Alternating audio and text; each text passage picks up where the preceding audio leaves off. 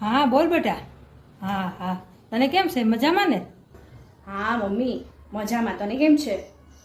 આજે તો મેં શાક વઘાર્યું હતું ને તો બોલ મારાથી બળી ગયું. હા, તો પછી તે શાક બળી ગયું, પછી એનું તે શું કર્યું?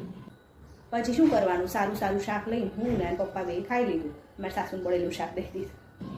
હા, તાર સાસુ કાંઈ બોલી નહીં? કાંઈ એને ખબર ન પડી કે આ બળી ગયેલું શાક ખવડાવ્યું એમ?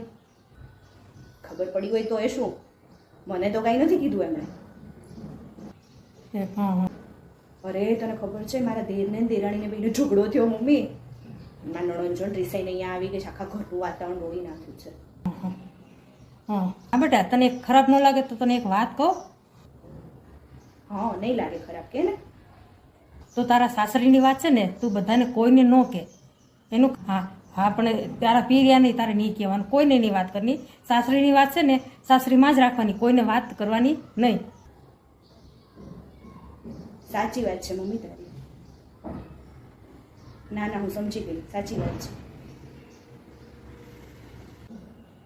જો મિત્રો, તમે સાસરીની વાત સાસરીમાં અને પિયરની વાત પિયરમાં રાખશો તો આપણાથી કોઈને દુઃખ પણ નહીં થાય અને સાસરીમાં રહેવાની પણ મજા આવશે. કરવાનું ભૂલતા નહીં હો પાછા.